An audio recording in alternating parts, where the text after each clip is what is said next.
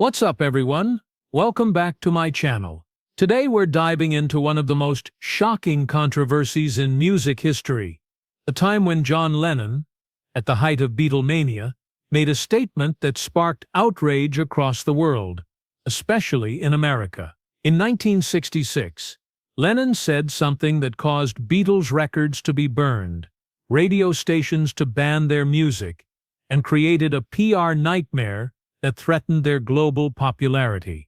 So what exactly happened? And was Lennon's statement really as terrible as people made it out to be?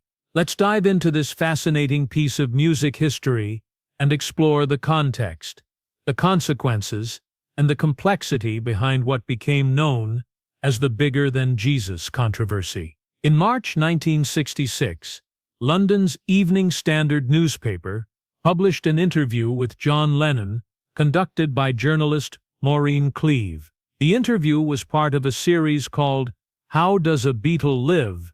That explored the lives of each band member. In this extensive interview covering everything from Lennon's book collection to his thoughts on fame, Lennon made the following observation about religion and the Beatles' popularity. Christianity will go. It will vanish and shrink. I needn't argue about that. I'm right, and I will be proved right. We're more popular than religious figure now. I don't know which will go first. Rock, roll, or Christianity.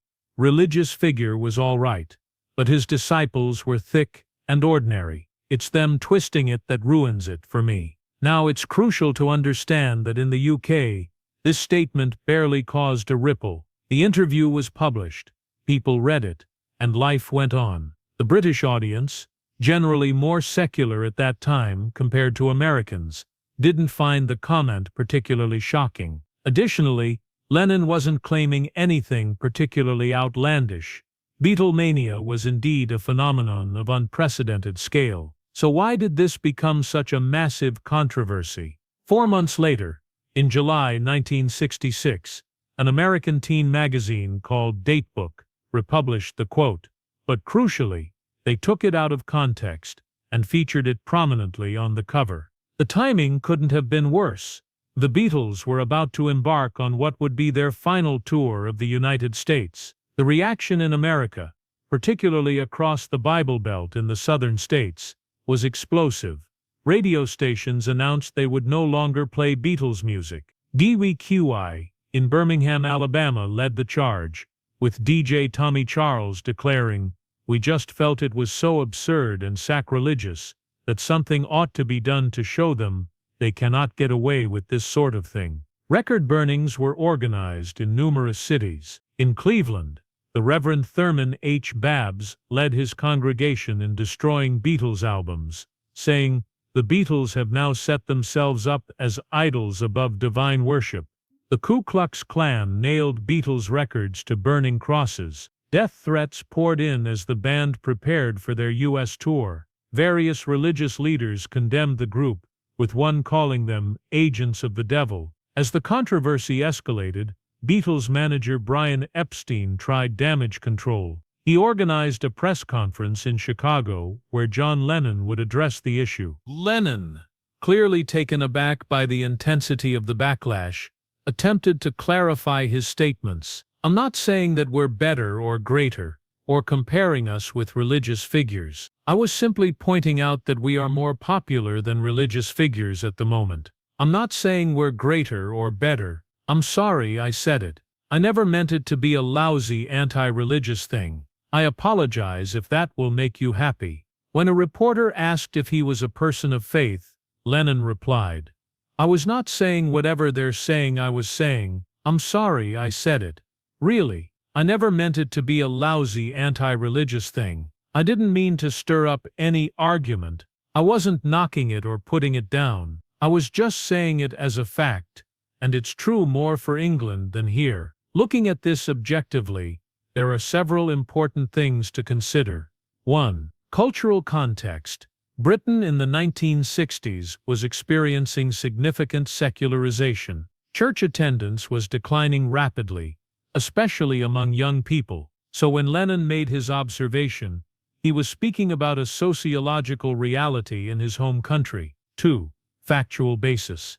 In terms of pure numbers, the Beatles were more popular at that specific moment in history. Their records were selling in the millions, they had unprecedented media coverage, and Beatlemania was a global phenomenon. If we're talking about active daily engagement, Lennon's observation had statistical merit. 3. Intent versus impact. Lennon wasn't trying to attack faith or believers. He was making an observation about fame and cultural influence. However, his words, when removed from their original context, absolutely had a different impact than he intended. 4. Media responsibility. The American teen magazine Datebook deliberately highlighted the controversial quote to sell magazines. This exploitation of Lennon's words demonstrates how media framing can transform a passing comment into an international incident. What makes this controversy particularly interesting is how it represents a collision between the emerging youth counterculture and traditional religious values in America. The Beatles, with their long hair and new ideas, were already viewed with suspicion by many conservative Americans. This statement simply confirmed their fears. This controversy had lasting effects on the Beatles. 1. Their 1966 U.S. tour would be their last. While other factors contributed to their decision to stop touring, the hostility and threats they faced during this period certainly played a role. 2. Security at their concerts had to be significantly increased, with the band essentially traveling under siege conditions. 3. Some markets, especially in the southern United States, experienced a temporary drop in Beatles record sales. 4. The controversy actually strengthened the band's connection with the counterculture movement, as they became symbols of challenging traditional authority. 5. It showed John Lennon that his words carried immense weight, something that would influence his later activism and public statements. In the years that followed, Lennon continued to reflect on this controversy. In a 1969 interview, he noted, "It's just an expression meaning the Beatles seem to me to have more influence over youth than religion. Now I wasn't saying that was a good idea, 'cause I'm one of them myself. I was saying to a friend, we're more popular than religious figures now. I just happened to be talking to a friend and used his name." And in his final interview before his passing, conducted by David Sheff for Playboy in 1980, Lennon provided his most nuanced take. "I always remember to thank divine power for the success and goodness in my life and in my work, because I believe in spirituality, not in terms of an old man in the sky, but as a divine power that is inside all of us. I believe that what religious figures, and Mohammed and Buddha and all the rest said was right. It's just that the translations have gone wrong." What fascinates me most about this controversy is how a single statement, just 11 words, could create such upheaval. It reveals something profound about the intersection of celebrity, religion, and media in our society. John Lennon wasn't perfect. He could be provocative, thoughtless, and occasionally arrogant, just like any human being. But he was also introspective, willing to apologize, and capable of growth. His comment wasn't meant as an attack, but as an observation about the nature of fame and cultural impact. In many ways, this controversy foreshadowed our modern cancel culture, how public figures can be defined by a single statement taken out of context. The difference is that in 1966, there was no social media to amplify the outrage or provide a platform for nuanced discussion. What's your take on this historic controversy?